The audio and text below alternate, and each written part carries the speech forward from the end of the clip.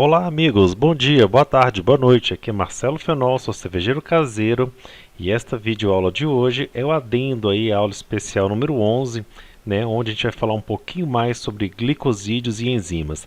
Lembrando que lá na aula especial 11 a gente já fez uma introdução para esse assunto, aqui eu vou focar um pouquinho mais em relação ao uso da enzima, ok? Então vamos lá. Então, inicialmente, só recapitulando o que são glicosídeos, né?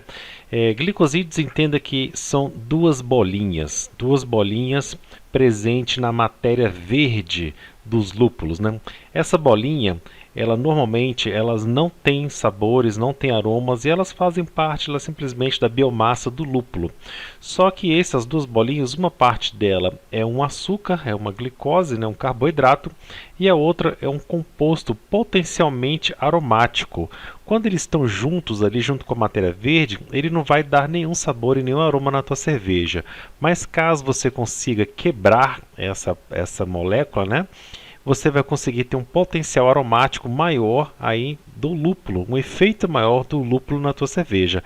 Além do efeito maior, também um aumento da complexidade sensorial do lúpulo. Essa quebra ela pode acontecer por basicamente três ações, né?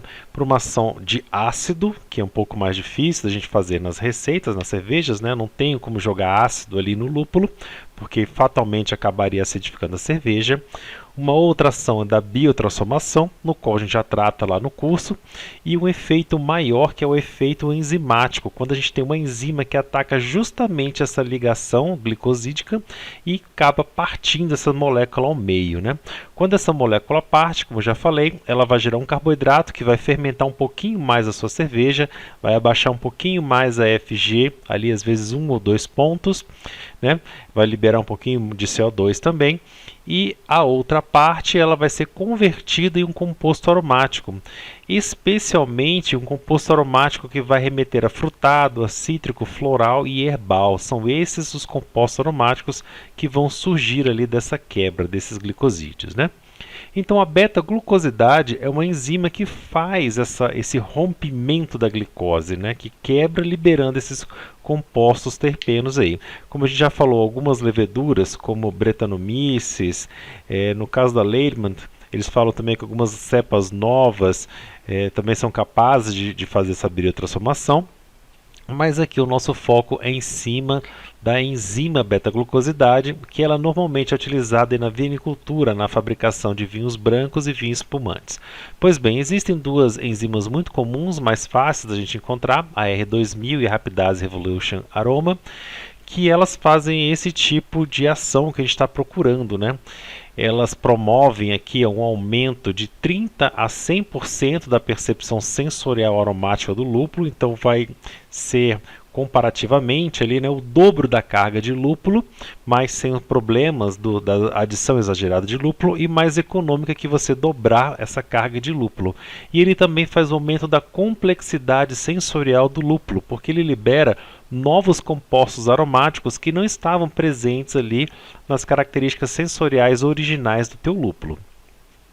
A eficiência dessa enzima é o seguinte, ela age em 50% da eficiência entre os 2 e primeiros 5 dias, vai depender da temperatura que você colocar, vou falar isso mais adiante, mas ela tem uma eficiência total ao longo ali de 5 semanas, ou seja, provavelmente depois da tua cerveja estar envasada, né, seja ela em barril, seja ela em garrafa, essa enzima vai continuar agindo e dali a um mês ela vai estar no potencial aromático promovido pela enzima, ok? Lembrando que os sulfatos atrapalham o efeito da enzima, eles podem até mesmo inibir a ação da enzima.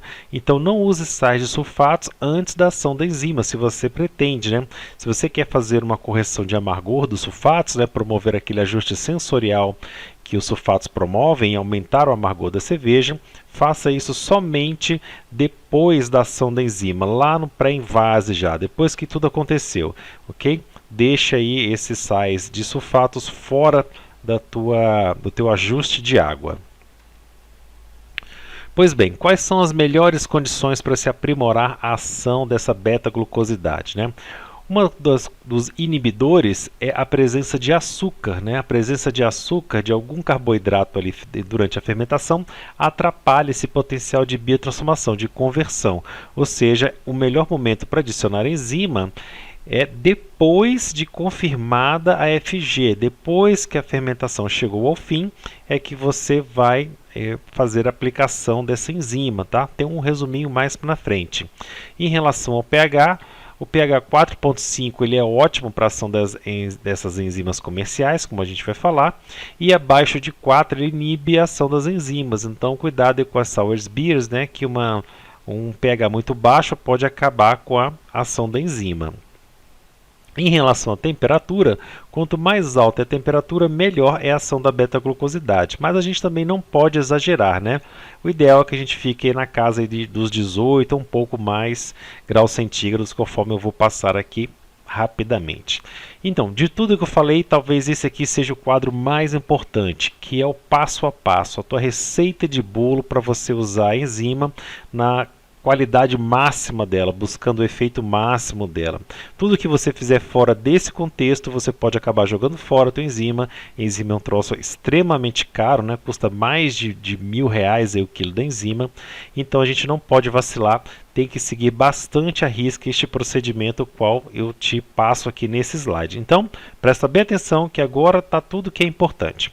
Então, primeira coisa, confirme o final da tua fermentação. Monitora ali, veja 3 dias seguidos se o teu densímetro não move mais, né, se não consegue atenuar mais. Então, vai ser a partir daí que vai ser interessante você colocar a tua enzima. Não é necessário esperar toda a maturação acontecer, nem fazer o descanso de acetil prévio, tá? Tanto faz, se você fizer antes ou depois, não vai ter problema nenhum. O importante é que a FG tenha chegado ao fim. Então você pode acabar fazendo parte dessa maturação do descanso de acetil juntamente com a ação da enzima, tá? Para você até ganhar tempo aí. Então chegou ali, por exemplo, né, um término de fermentação ali em 20 graus, e aí você sobe, por exemplo, para 22 ou 24 para fazer um descanso de acetil, e aí você já vai estar fazendo as duas coisas. Então, terminada a fermentação, seja por exemplo ale ou lager, ajuste a temperatura para o máximo possível, entre 18 e 25 graus. Então, mesmo que você esteja fazendo uma lager, suba ali, terminada a fermentação, sobe ali a tua cerveja para os 18 a 25 graus para você poder fazer aí essa ação. Se você está fazendo lager, te sugiro em torno de 18 a 20 graus. Se você está fazendo ale, te sugiro 24 a 25 graus. Vai aqui no limite, porque quanto maior a temperatura, melhor é. Ok? Então, como eu falo aqui, mesmo em hop lagers você vai subir a temperatura para um valor entre esses números. Nesse momento não é necessário purgar o fermento, tá? Tanto faz estar o fermento ali ou não, a ação enzimática vai ser simplesmente da enzima em cima do lúpulo. A gente precisa de enzima e lúpulo. A presença ou não do fermento não vai fazer nada. Então, se você faz trasfega, se você faz purga de fermento, pode fazer agora, pode fazer depois, não importa, não vai fazer diferença. Depois de aumentada essa temperatura, você espera pelo menos 24 horas para que seja expelido o máximo de CO2 dissolvido na cerveja, principalmente no caso das lagers, né? Vai expelir bastante CO2, deixa esse CO2 ir embora para você fazer a adição aí da enzima. Se você faz uma fermentação do tipo fechada, né, pressurizada, você vai precisar de um canhão, né, e alguma forma pressurizada para injetar essa enzima lá dentro, ok? Então, esperado esse prazo, você vai adicionar o lúpulo de dry hop normalmente, né? Vai colocar ele solto ali, vai colocar no seu hop bag, do jeito que você quiser. Mesmo que você faça dry hoppings antes e durante a fermentação, trabalhando em uma biotransformação, é necessário, é indicado que você faça um dry hopping final após atingir a FG, né? A gente sabe que ele vai agir principalmente em relação à matéria vegetal, mas os livros, as recomendações sempre recomendam que você tenha um lúpulo novo ali em momento de dry hopping para essa enzima agir melhor. Então, se você não fez DH nenhum, agora é o momento de fazer o dry hopping. Se você já fez antes, complemente aqui com o segundo ou terceiro dry hopping, né? E aí você vai preparar uma solução para você colocar essa enzima. Essa solução vai levar ali de 1 a 3 gramas de enzima, tá? Eu não sei, isso aqui é um dado do fornecedor. Eu não sei por que ele recomenda de 1 a 3, se é por conta aí da força de ação, se o que é melhor, mas a recomendação é de 1 a 3. Eu tenho colocado sempre a carga máxima. E você vai dissolver essa quantidade de enzima entre 50 e 100 ml de cerveja ou de água sanitizada.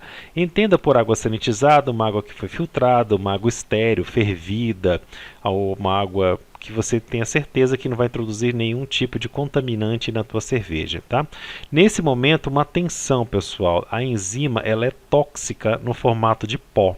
Então, tome bastante cuidado, use óculos de proteção, use equipamentos de EPI, principalmente para respiração. Tá? O mais perigoso de tudo é respirar enzima. Trabalhe num lugar aí que não tenha corrente de ar muito forte.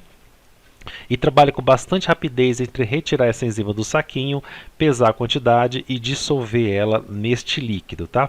A temperatura aqui também não importa, tá? Deixa mais ou menos na temperatura próxima da cerveja aí e vai estar tudo bem. Então dissolva ali rapidamente a enzima e aí você vai preparar a tua cerveja, né? Tente fazer, se possível, um leve whirlpool, né? Um leve redemoinho ali em cima do fermentador para facilitar que essa enzima se espalhe, né?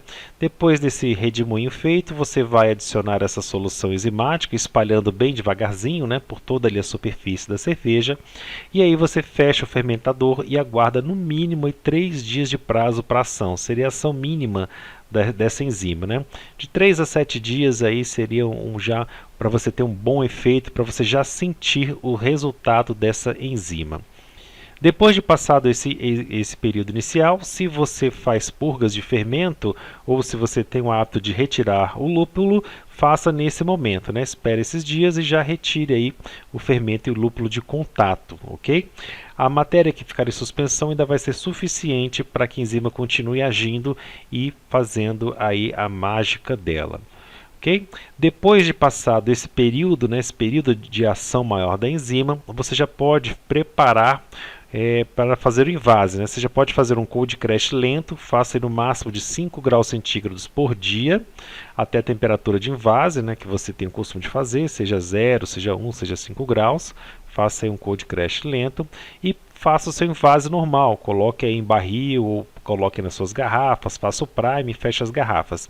Lembre-se que o efeito da enzima continua e ele pode ser aumentado durante os próximos 30 dias. Então, se você guardar um pouquinho esse barril ou essas garrafas, é de se esperar ainda um aumento aromático desses compostos, beleza? Pessoal, então a videoaula de hoje é isso, é só essas dicas aí específicas sobre o uso da enzima. Espero que vocês tenham gostado. Se tiver alguma dúvida, só entrar em contato comigo. Um forte abraço e até a próxima.